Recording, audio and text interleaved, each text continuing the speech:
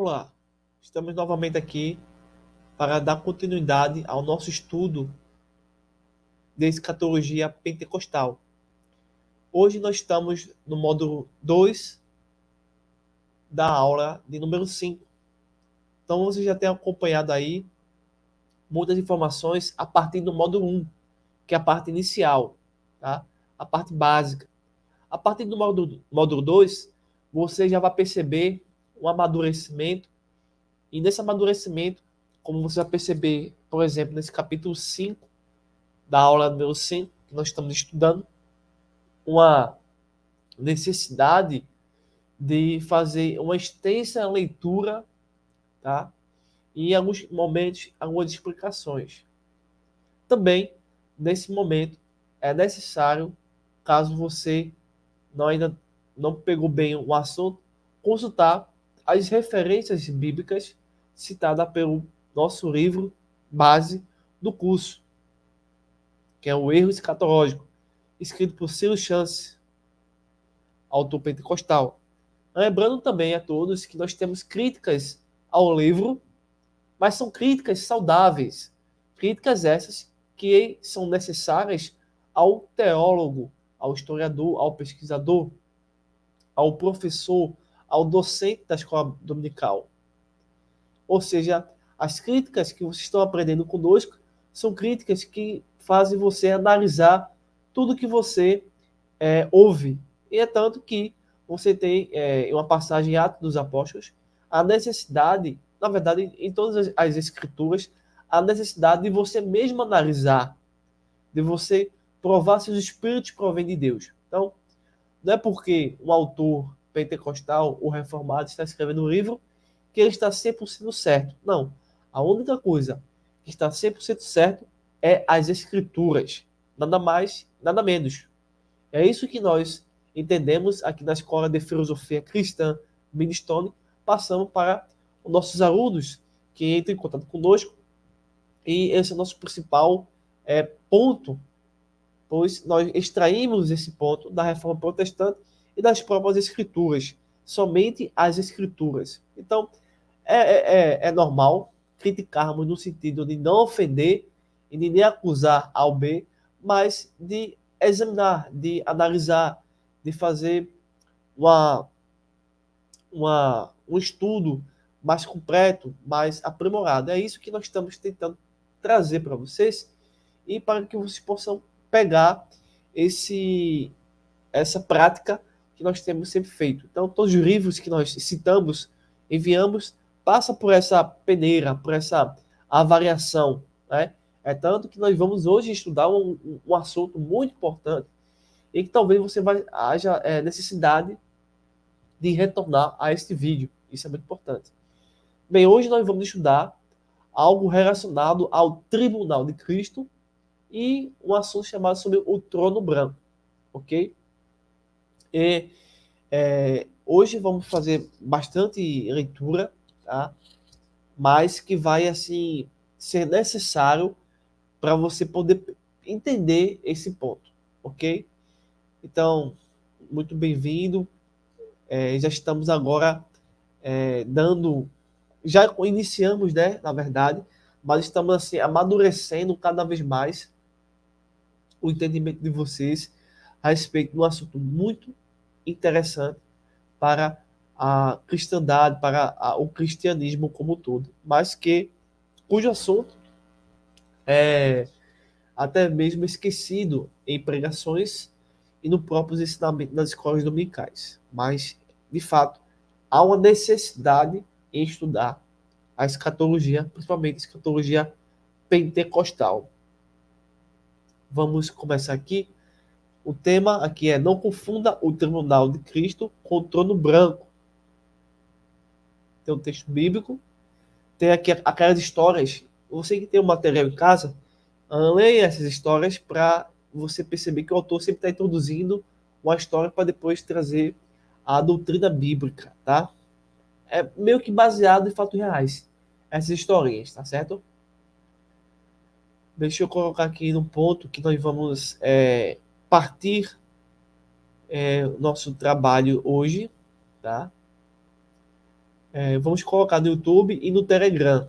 Se der tempo também, o espaço aqui também no Instagram, tá? Para que nosso vídeo tenha maior possibilidade de vocês visualizarem, tá? Algumas plataformas estão bloqueando nossos envios, então a gente está colocando em vários lugares. Bem, hoje vamos. Quando a gente entende essa questão do tribunal, do trono branco, isso é depois do arrebatamento, ok? Depois do arrebatamento. Nós vimos na aula passada o assunto sobre o arrebatamento secreto da igreja, tá? Infelizmente, tá, pessoal? Entendam, muitos pastores da Assembleia de Deus não acreditam mais no arrebatamento secreto. Eu já ouvi isso, testemunhei isso, não acredito mais. Eles já estão num nível tão do absurdo, né? Eles já se enriqueceram, né? Eles estão numa posição em que ninguém pode tirar eles, ninguém pode tocar mais. Eles dizem o que quiserem dizer. Mas muitos pastores, infelizmente, caíram numa armadilha de negar a doutrina do arrebatamento, principalmente o arrebatamento secreto, né? Então nós vimos este assunto na aula anterior e agora nós vamos pensar no seguinte: o que acontece com a igreja após o arrebatamento? O que vai acontecer? O que acontece, né? As escrituras nos mostram o que realmente vai acontecer, tá? Então vamos prestar bastante atenção. A gente vai começar aqui falando sobre depois do arrebatamento e irá mais na frente falando o que acontece depois do tribunal, ok? Haverá muitas coisas no decorrer dessa nossa explanação. Algumas perguntas serão respondidas na leitura, então não há necessidade de ficarmos repetindo diversas vezes o mesmo assunto, mas uma leitura e perguntas extensivas para que vocês tenham maior aprendizado. Então, eu estou fazendo basicamente um chamado geral, um resumo geral da nossa leitura, tá? Porque quando você for fazer essa leitura comigo, você vai estar, assim, já perceptível, sensível ao o texto. E assim vai ser mais fácil você assimilar o conteúdo, tá? E uma nossa preocupação também é que você venha entender o conteúdo, tá? Então, estou começando dessa forma para que vocês cheguem à leitura do texto, seja mais fácil para vocês absorverem esse estudo, tá bom? Então, basicamente, quando a gente pega o Apocalipse, né?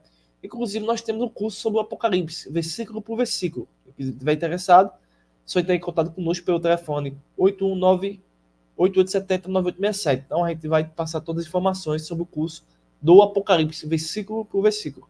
Então, o autor aqui, nosso texto, você vai ver também, obviamente, ele resume o Apocalipse em três divisões importantes. Tá? O Apocalipse, todo livro do Antigo Testamento, ou todo livro didático, filosófico, de matemática, de geografia, qual for o livro que seja consultado, ele é dividido, tá? Então, o livro do Apocalipse, ele pode ser dividido em três formas. Primeira, o capítulo 1 é a primeira divisão, capítulo 1. Então, o capítulo 1, basicamente, refere-se ao passado, ou seja, as coisas que tem visto, que João, o apóstolo, o último apóstolo, tinha visto, né? Estaria contido no capítulo 1. Já no capítulo 2 ao capítulo 3, faz referência às igrejas da Ásia naquela época do apóstolo João, ok? Mas que há uma possibilidade de fazer uma aplicação futurista, ainda que faça parte do tempo presente daquela época de João, não é? E a expressão é as coisas que são, né? E aí que nós falamos anteriormente, capítulo 1, são as coisas que tem visto. E essas são as coisas que são. Já o capítulo 2 ao capítulo 22 do Apocalipse, de respeito, basicamente, ao futuro, né? Então, seria as coisas que depois destas hão de acontecer depois do capítulo 1, capítulo 2 e 3, depois desse capítulo é o que hão de acontecer, tá? E vamos ver também, dentro do texto, uma seita do catolicismo romano, né, o que elas pensam sobre o Apocalipse 12, tá?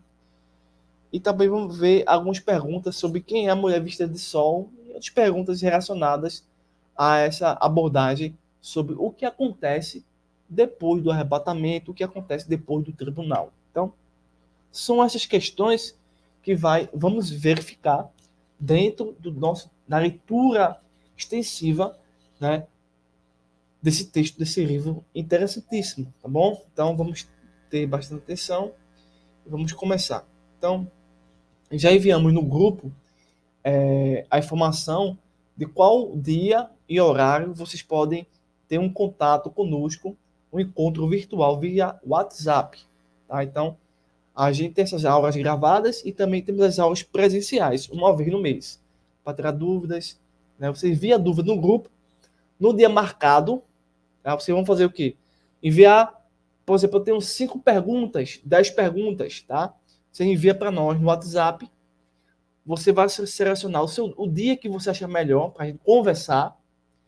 E nesse dia a gente vai conversar ao vivo, tá? Pelo WhatsApp, não vai ser nada gravado para colocar no nosso canal, enfim. Mas é um encontro virtual entre o professor, reitor, aluno, escola e estudante, o acadêmico, né? Então, dessa forma que funciona a nossa instituição, ok? Vamos lá. O Senhor Jesus afirmou: Eis que cedo venho, e o meu galardão está comigo para dar a cada um segundo a sua obra. Apocalipse capítulo 22, versículo 12.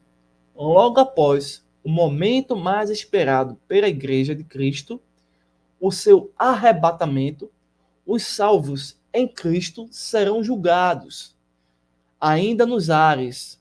Julgados? Como assim? Alguém poderia perguntar. A Bíblia assevera que nenhuma condenação há para o que está em Cristo Jesus, Romanos 8, verso 1.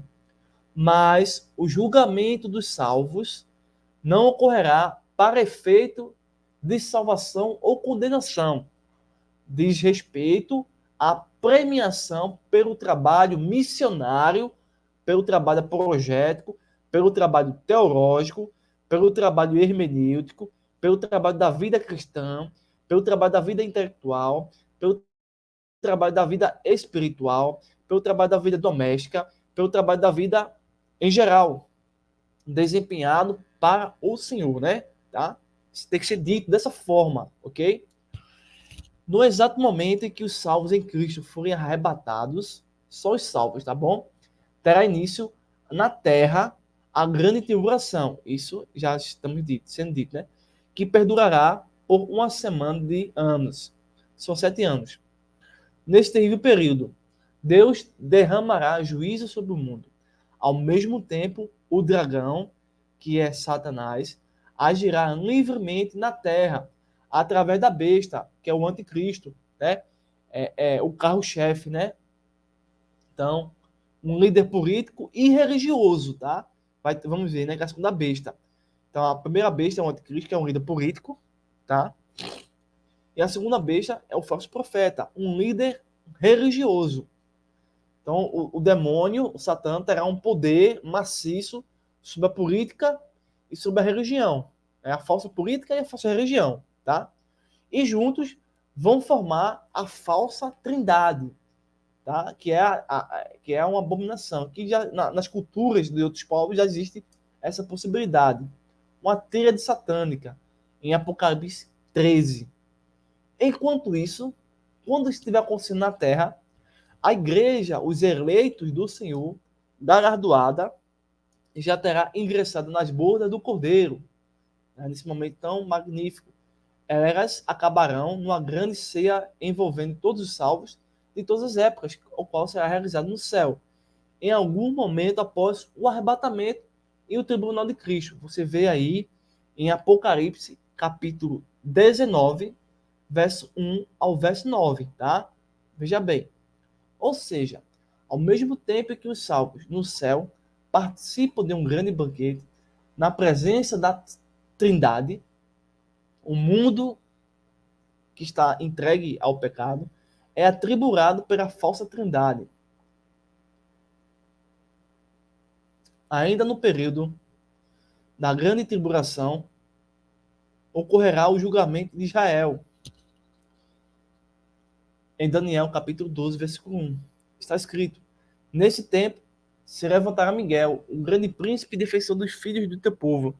E haverá tempo de angústia, a qual nunca houve, desde que houve nação até aquele tempo. Mas naquele tempo será salvo o teu povo, todo aquele que for achado escrito no rio. O contexto imediato dessa passagem e a analogia geral mostra que o julgamento de Israel, em última instância, ocorrerá antes do julgamento das nações e do juízo final. Apocalipse capítulo 12, verso 16, até o capítulo 16. Como resultado desse julgamento, o remanescente de Israel se voltará arrependido para Deus, aceitando Jesus como Messias, né? Romanos 9, 7, capítulo 11, verso 25 a 36. O arcanjo Miguel terá um importante papel na seleção dos justos e injustos dentro do povo de israelita. A menção de um livro em Daniel 12, 1 não denota que os judeus salvos já estejam eleitos antes da fundação do mundo. Então aqui é um problema de ordem teológica, né? A questão dos eleitos antes da fundação do mundo.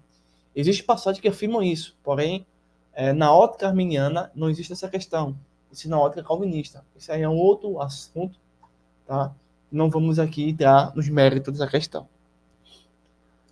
A eleição de Israel refere-se ao povo e à nação, e não a indivíduos, né? Nesse caso, constatarão no livro de Deus aqueles que reconhecem o Senhor Jesus como Messias. Depois dos 7 anos de grande tribulação, o Senhor Jesus voltará ao mundo com poder e grande glória, acompanhado dos seus santos para a batalha do Armagedon, descrita em detalhes em Zacarias capítulo 14 e Apocalipse 16. Não devemos confundir a manifestação de Cristo no fim da tribulação com o arrebatamento da igreja. A ardida batalha colocará termo ao império do anticristo. Além do tribunal de Cristo e subsequente ao arrebatamento e julgamento de Israel, durante a grande tribulação, ocorrerão outros juízos depois da manifestação de Cristo em poder e glória. O julgamento das nações se dará imediatamente após a batalha do Armagedon. Os representantes das nações que sobreviverem a essa batalha serão julgados de acordo com o trato dispensado ao povo de Israel, povo de Deus, Israel. Aí você vê em Joel, né, e Mateus também, a referência. Em seguida, acontecerá o aprisionamento do diabo e o estabelecimento do reino milenar de Cristo. Apocalipse capítulo 1, verso 6. Em Apocalipse capítulo 20, está escrito: acabando-se os 1000 anos, Satanás será solto da prisão, sairá enganar as nações sob os 4 cantos da terra.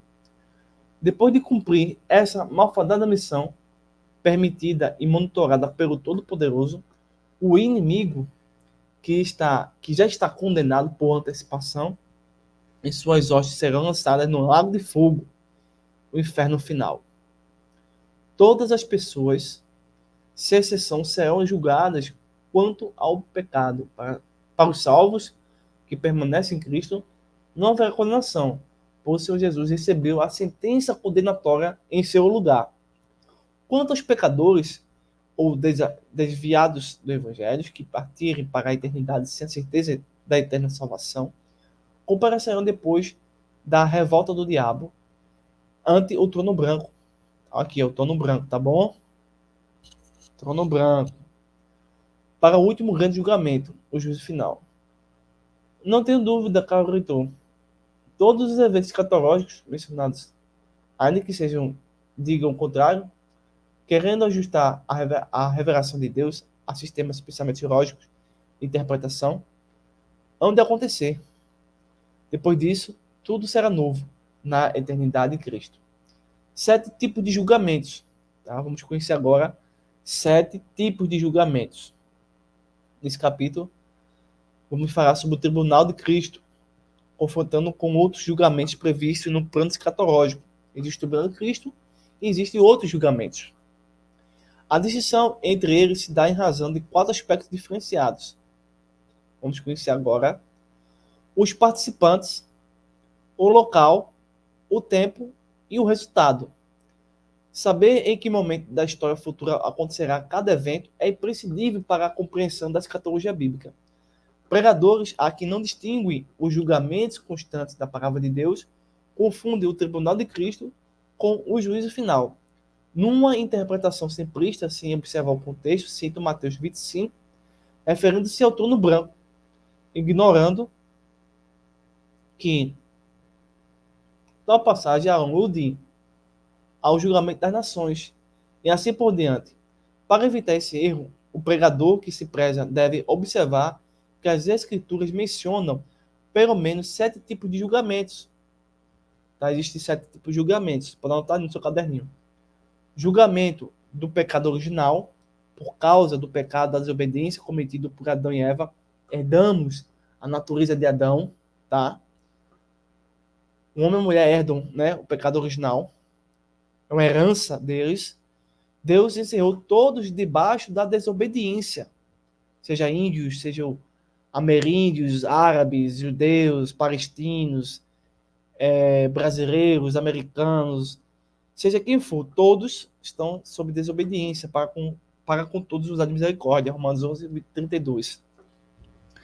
Nem todos os homens creem no Senhor Jesus para obtenção da vida eterna. Porém, ele já levou em seu corpo os nossos pecados para o madeiro, para que morte para o pecado pudéssemos viver para a justiça.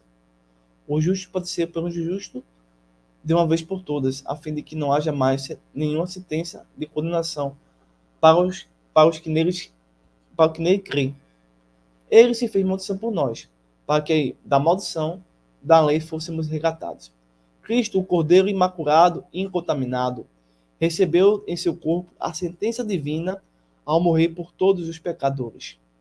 Pouco antes de sua obra expiatória, ele afirmou: agora é o juízo deste mundo. Agora será expulso o príncipe deste mundo.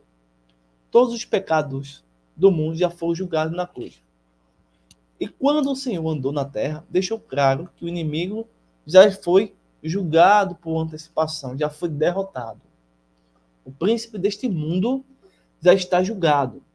João capítulo 16, verso 11. Então, a escatologia já, e a própria escritura nos diz que o príncipe deste mundo, ainda que ele tenha um poder extraordinário, mas esse poder também é um poder já distorcido, não é um poder de bondade, né? Ainda que tenha esse tamanho poder, essa tamanha autoridade, ele não tem chance de vencer Jesus Cristo, conquanto ainda não tenham sido definitivamente condenados, né? Nós ainda, nesse século XXI, e a população, e os outros missionários e professores de décadas e milênios atrás, não ainda perceberam fisicamente, né? Essa realidade pecaminosa ainda continua, mas que a realidade que Cristo vai trazer para nós está chegando e é definitiva. A prova cabal de que nenhuma sentença condenatória pesa contra nós está em Colossenses capítulo 2, versos 14 ao 15.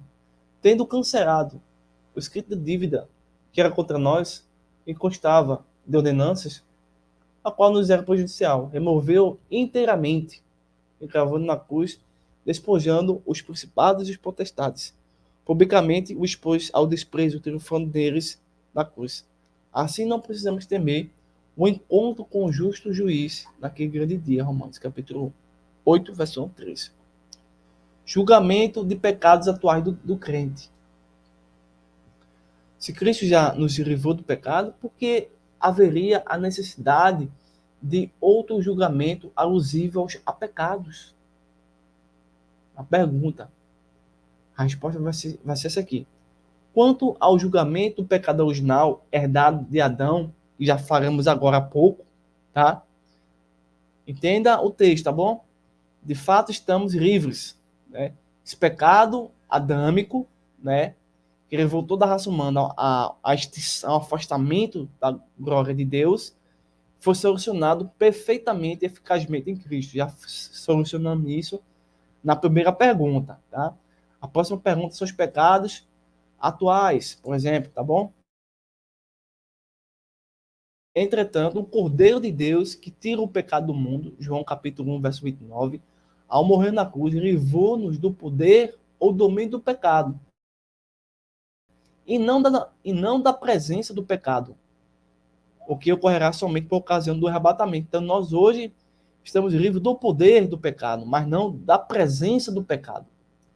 Em 1 Coríntios 6,3 está escrito: não sabeis que vós haveremos de julgar os anjos, quanto mais as coisas pertencentes a essa vida.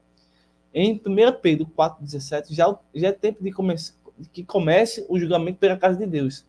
Esse tipo de julgamento é descrito no Novo Testamento como um autoexame ou um auto-julgamento, mas também como uma apreciação crítica de tudo que ocorre na comunidade cristã, incentivada pelo próprio Jesus. Julgai segundo a reta justiça. João capítulo 7, verso 29. Porque o Senhor disse: não julgueis para que não sejais julgados, se Ele próprio nos manda julgar. Em Mateus 7,1. Ele se referiu à calúnia e à difamação, tá? E não ao julgamento no sentido de provar, examinar, discernir, posicionar-se contra o erro. Foi o que eu já comecei no começo do vídeo. É necessário que você, como acadêmico, você como professor, como estudioso, como pesquisador, como teólogo, né?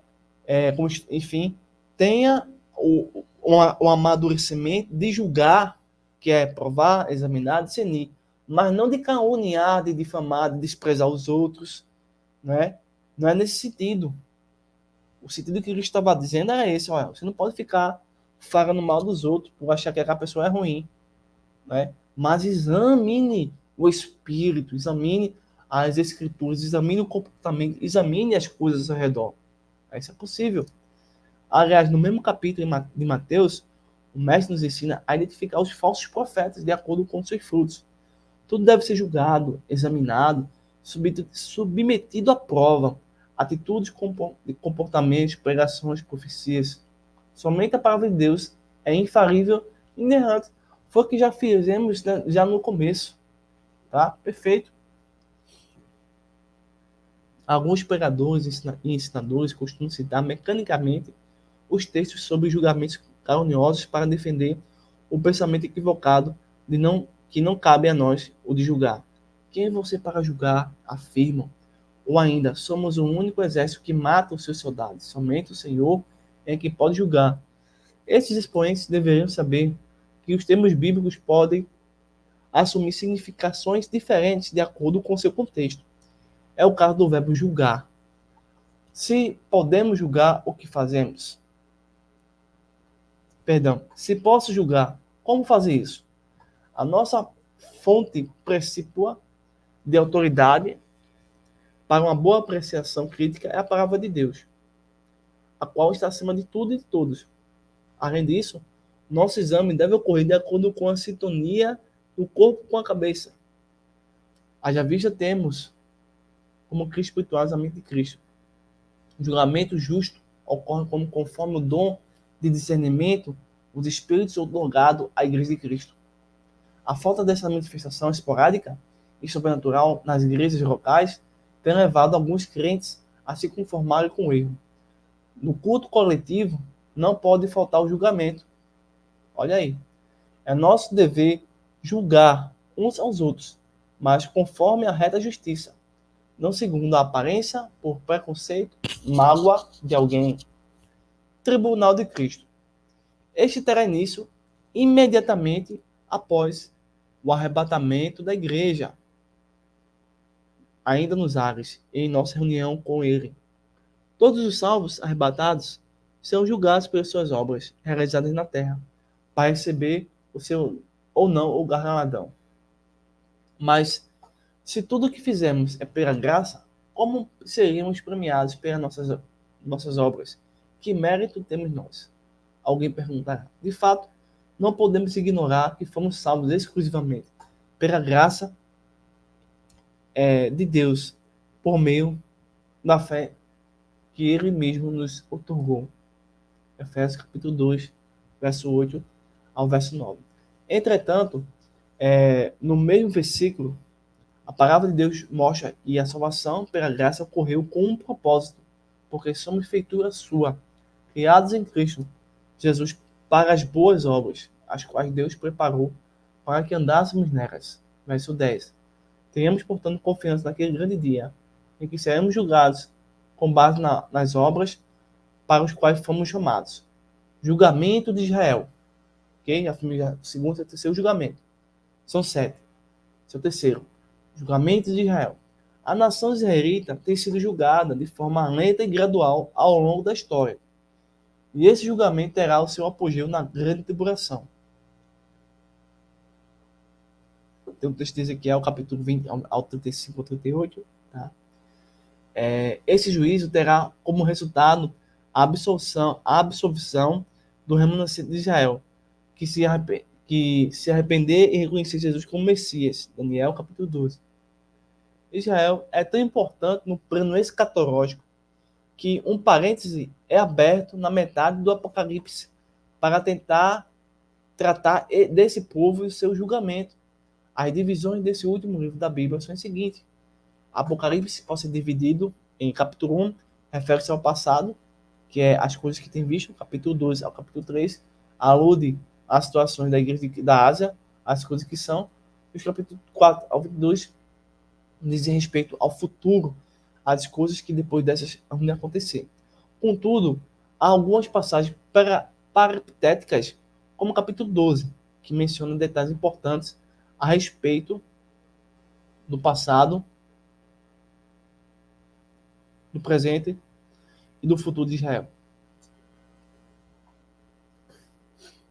Três personagens aparecem em Apocalipse 12. A mulher vestida de sol, o dragão e o menino. Aceita que é o catolicismo romano, desconsiderando o simbolismo profético e também a própria inspiração divina e autoridade divina da Bíblia. Então eles veem essa passagem e diz o seguinte, que a mulher é Maria, a mãe de Jesus. Né? Essa mulher do capítulo 12. Alguns teólogos, ignorando o fato de a igreja ter saído de Jesus, não o inverso, têm afirmado que a mãe do menino é a igreja. Ambas as afirmações não passam de especulações desprovenidas de embasamento contextual. Não há dúvida de que a mulher é Israel. A mulher é Israel, ponto final. E o conjunto probatório evidencia isso. Apocalipse capítulo 12, verso 17. Vemos que o dragão fará guerra ao resto de sua semente, numa clara referência ao remanescente israelita, que será protegido e absolvido por Deus no fim da grande tribulação. Também Isaías clamava acerca de Israel, ainda que o número dos seus filhos de Israel seja como a areia do mar, o remanescente é que será salvo. Romanos 9, verso 27. A mulher vestida de sol. O sol representa a graça e a glória do Senhor, pelas quais Israel será envolvido desde sua origem. A mulher tem uma lua debaixo dos pés. Isso é uma referência à supremacia de Israel como nação escolhida. Porque povo santo és ao Senhor teu Deus. O Senhor teu Deus te escolheu para que ele fosse o seu povo próprio, de todos os povos que sobre a terra. Deuteronômio capítulo 7, verso 6. A mulher tem uma coroa de 12 estrelas sobre a cabeça. Os patriarcas, que deram origem às 12 tribos de Israel, formador do povo de Israel, incluindo José, são chamados estrelas. Teve José ainda outro sonho. Ele referiu a seus irmãos, dizendo: sonhei também que o sol e a lua e 11 estrelas se inclinavam perante mim. Sol e lua, no sonho de Josué, aludem a seus pais. A mulher está grávida, com dor de parto, gritando com ânsia de dar luz.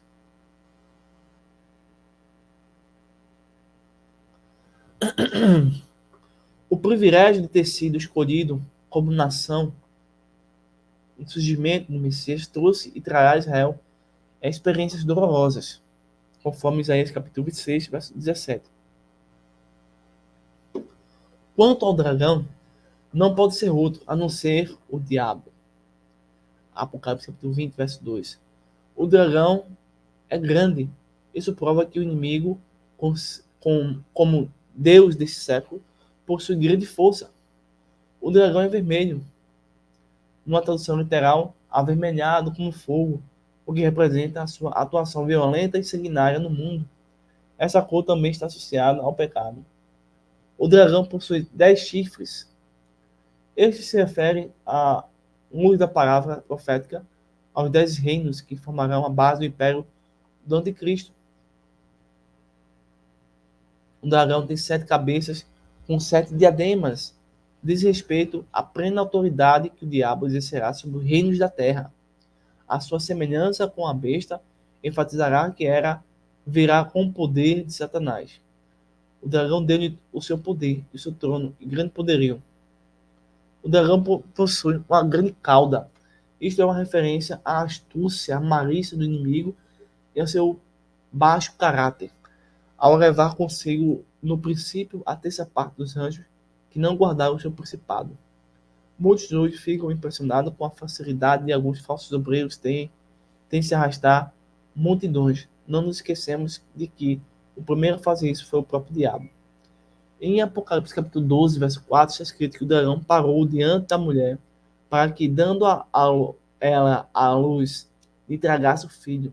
Desde o princípio, o inimigo tem lutado contra Israel, sabendo que, por meio dessa nação, o Senhor realizaria a redenção da humanidade.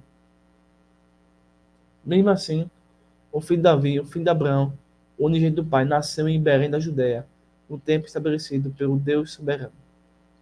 Alguns teólogos afirmam que o filho da mulher vestida de sol representa a igreja, ou os martírios, ou mesmo os 144 mil judeus cerrados durante a grande tribulação. Todavia, à luz do Salmo 2:9 e Apocalipse capítulo 2, verso 27, não há dúvida de que o menino é Jesus Cristo.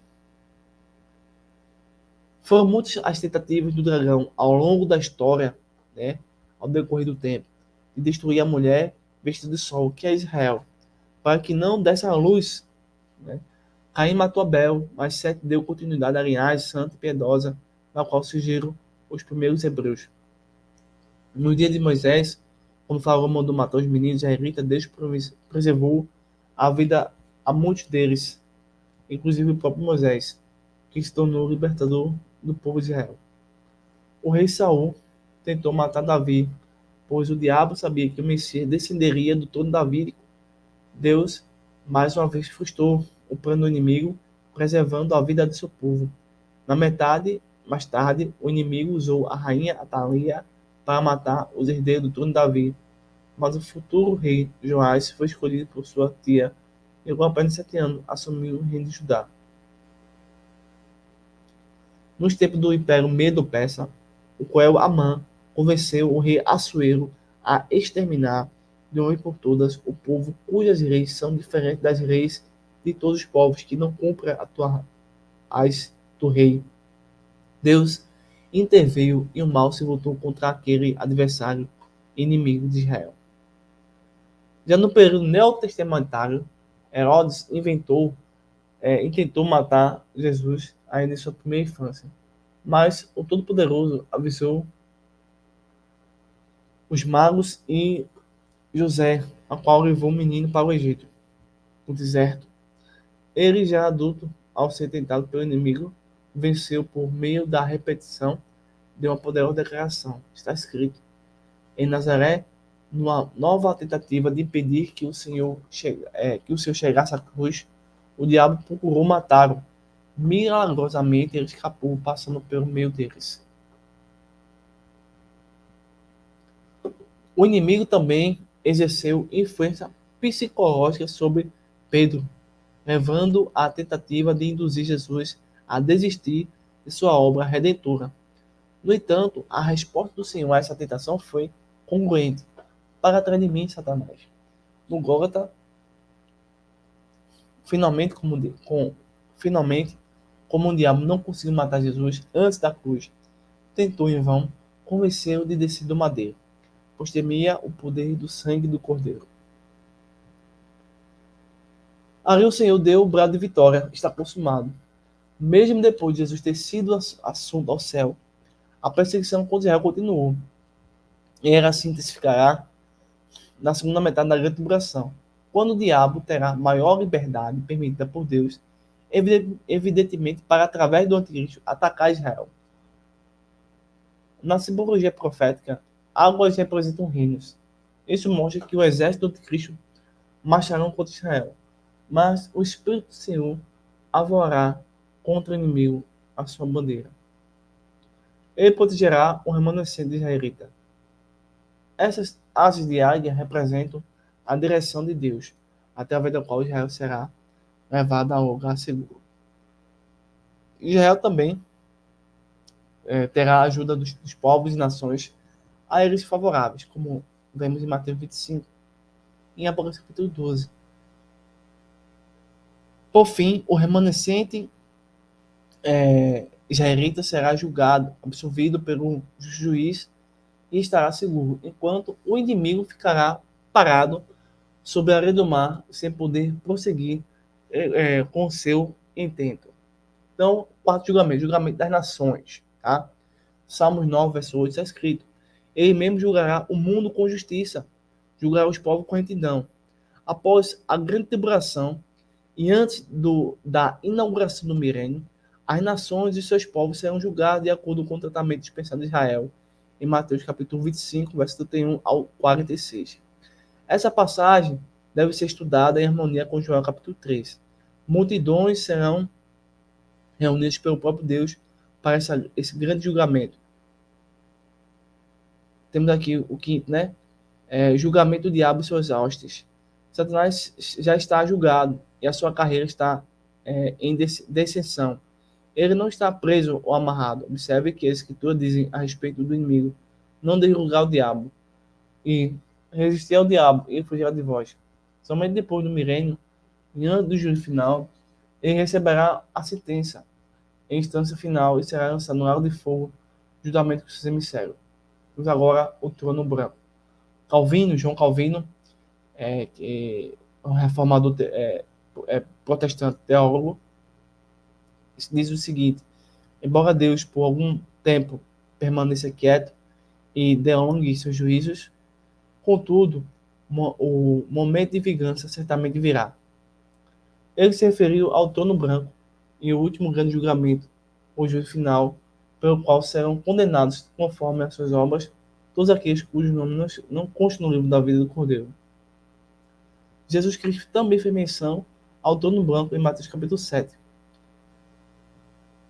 O apóstolo Paulo também alude ao juízo final em Atos capítulo 17 e verso 31. Portanto, é um erro dos teólogos e dos pregadores a tentativa de simplificar a doutrina do juízo, afirmando que o julgamento de Israel, da igreja de Israel e das nações, do diabo e suas hostes, bem como o juízo final, são uma coisa só. Não é uma coisa só. São 7. A palavra demonstra com clareza aspectos que distinguem tais juízos, como o tempo, o lugar, os participantes e o resultado. Então vamos passar para uma próxima pergunta, que o que é, de fato, o Tribunal de Cristo? O Tribunal de Cristo é o julgamento dos salvos quanto às suas obras realizadas na terra.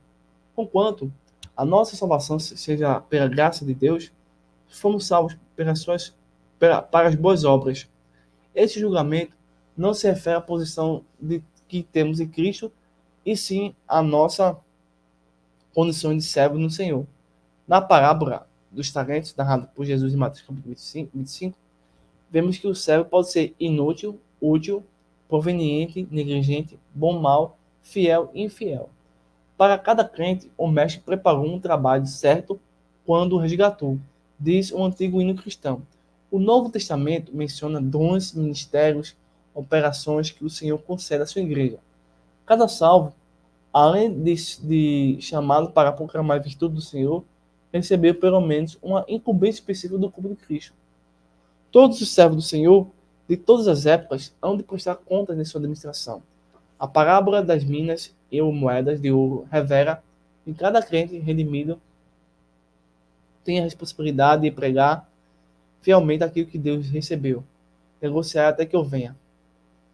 Naquele grande dia, o justo juiz pedirá o nosso relatório, mas ele não pedirá conta apenas da administração do nosso trabalho. Tudo que nos foi outorgado será levado em consideração. A vida, o espírito, a alma e corpo. Tá bom? Eu já falei isso já no começo. Que é o dono de Deus. A maneira como nos conduzimos em relação à nossa gloriosa salvação, os talentos, a livre vontade, o uso do tempo e os bens. Em Mateus 16, verso 27, está escrito: o Filho do Homem virá na glória do seu Pai, com seus anjos, e então dará a cada um segundo suas obras. Também temos referências em Apocalipse, capítulo 22, verso 12. Se o Senhor trará consigo o galardão em sua volta, podemos afirmar que o tribunal de Cristo se dará logo após o arrebatamento da igreja, ainda nos ares por causa da nossa reunião com ele.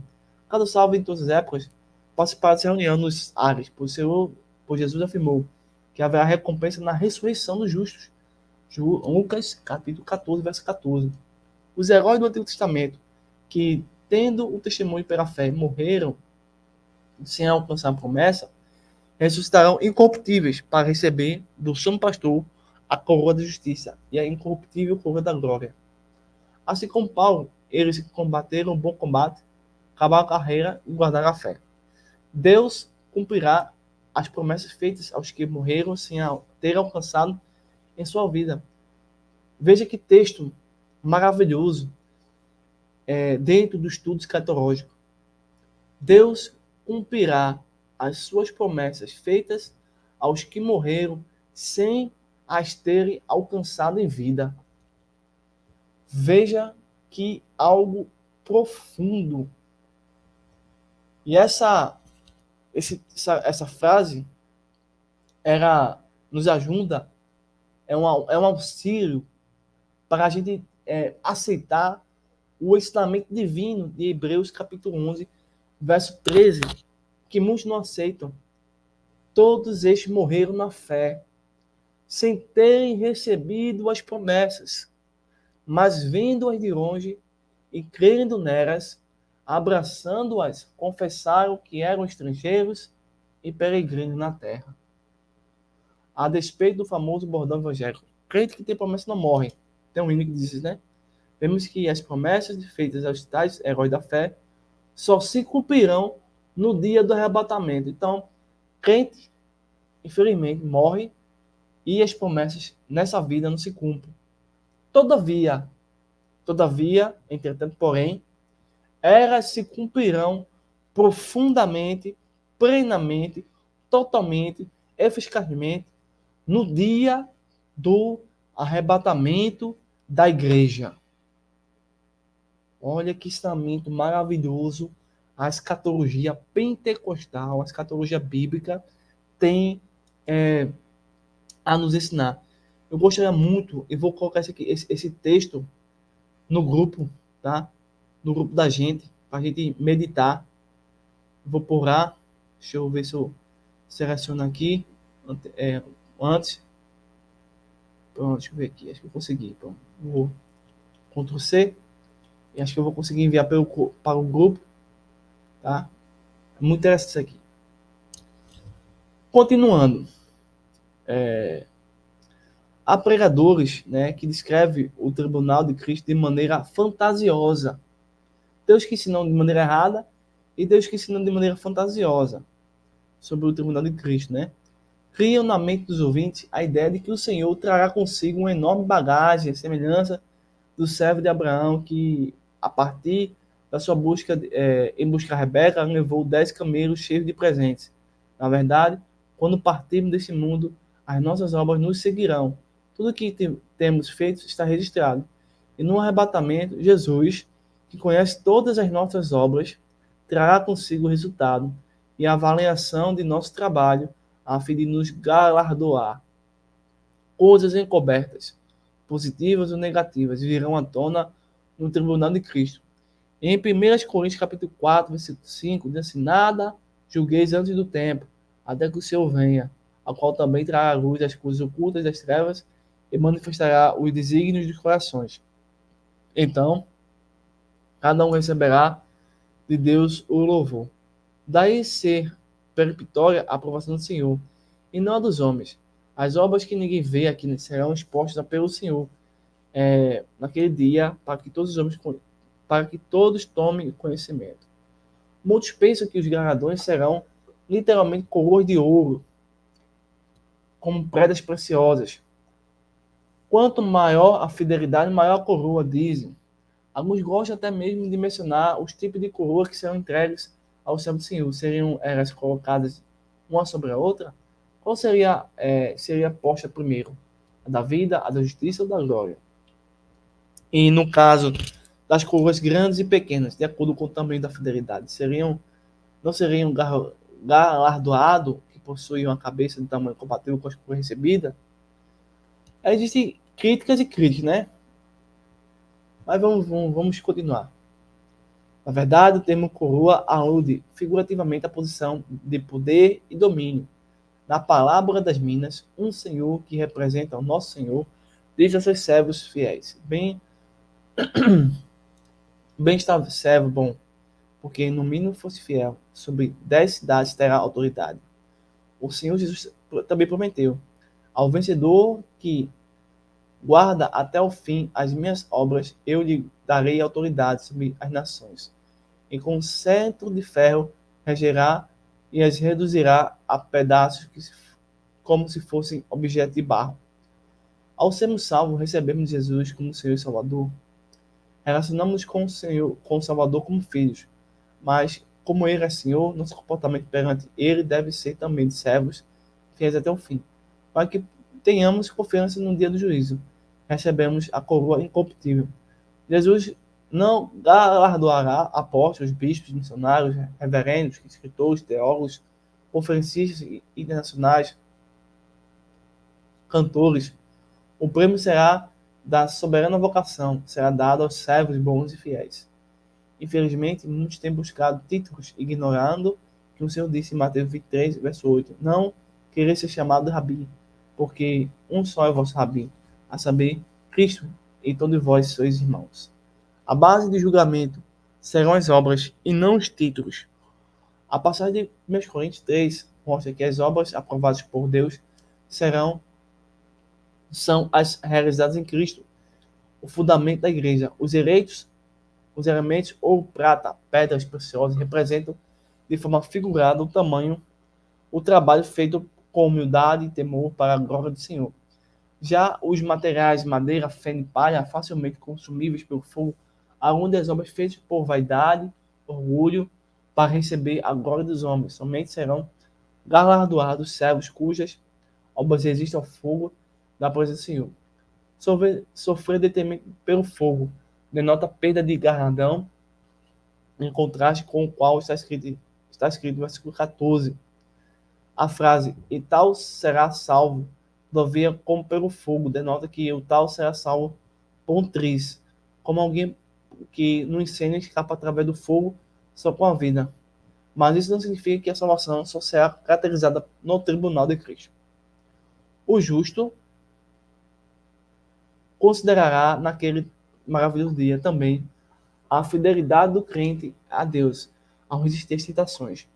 Daí haverá na Bíblia uma mensagem de consolação aos quais têm se mantido fiéis ao Senhor em meio das investidas do tentador. No momento em que cremos em Jesus Cristo e confessamos como Senhor, obtivemos a certeza da vida eterna. No entanto, salvação, no sentido de glorificação, só se dará a partir do arrebatamento.